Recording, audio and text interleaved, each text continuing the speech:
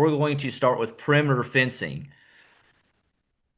So Jeremiah, you're running several different types of cattle, running sheep. What kind of, or how important, I guess, is a good permanent perimeter fence? Oh, I think it's pretty key to a good operation and being able to sleep at night. And especially the older I get, it's become more important.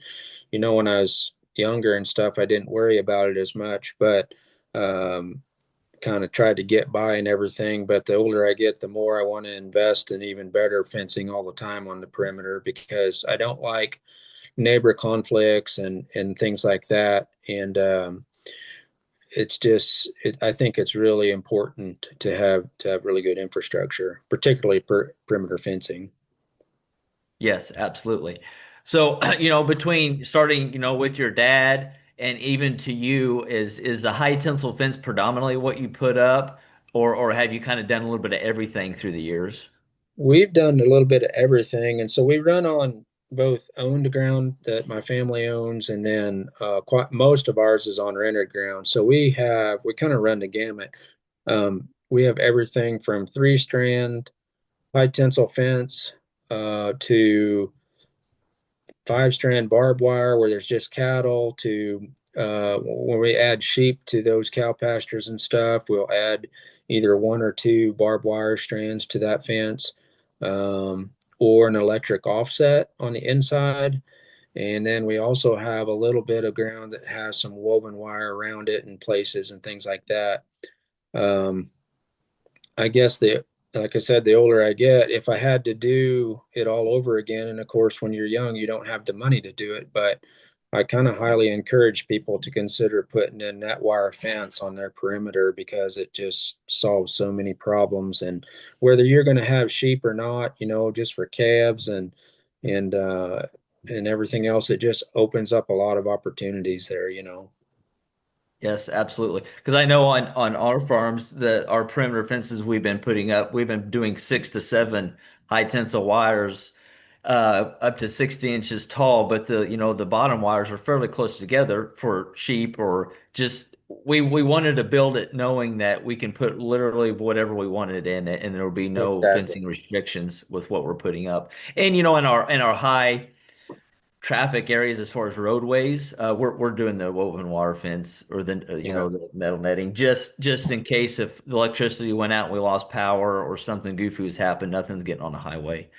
Uh, Right. so Absolutely. yeah, Yeah.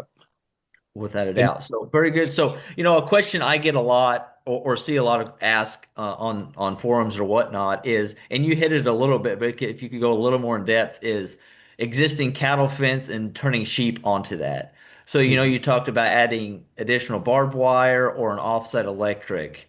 mhm. What kind of spacings are you kind of dealing with? Which one of those works best or is maybe the most cost effective? I think it depends a lot on your situation. Today, we ended up putting two strands of gaucho on an existing five-wire fence, and that was because, for one, the neighbor that we were against there, he keeps his pasture really short, and we're going to be putting sheep against him. Sheep naturally always want to go to the short grass, especially this time of year. And he's a good friend of ours, and I don't want any hard feelings there and stuff. Bottom strand so it's now a seven strand barbed wire fence. The bottom strand's about 8 inches off the ground. The next two are about 4 to 5 inches spacing above that, and then from there on up, it's more like space towards a cattle fence. But Mhm. um, I don't know. There's that most of the time. I really kind of like to do the one strand of offset electric about 12 inches from the fence and about 12 inches off the ground.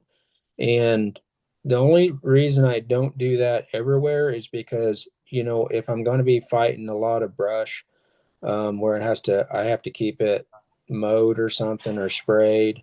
That's, I don't like to have to fight that. And then I run into an issue of having lots of different fencers to all the different places that we run on and stuff. So sometimes it's just easier to put up the barbed wire.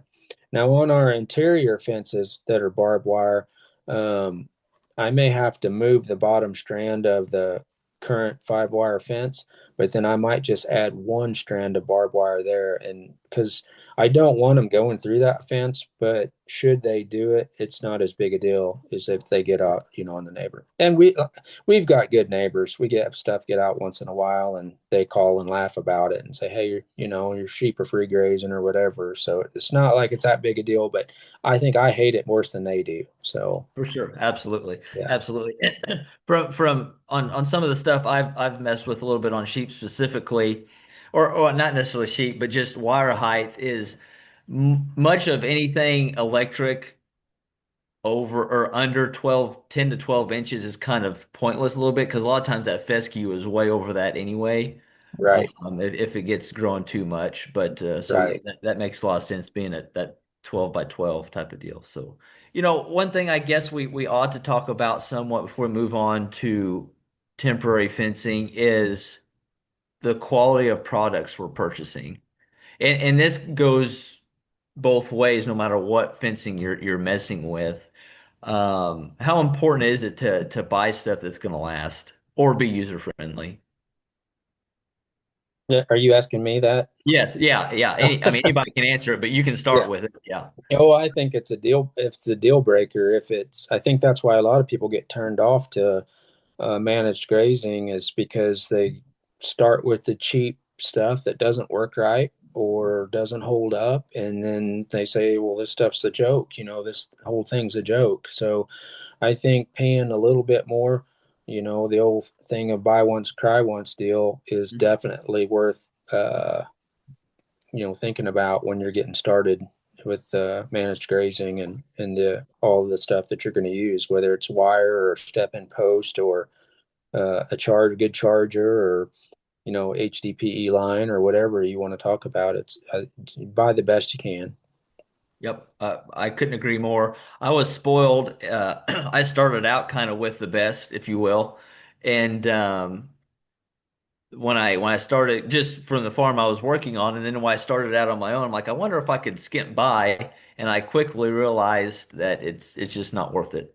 It's just not Right. worth it. So yes, and that goes from insulators to polywire to reels to post, anything like this.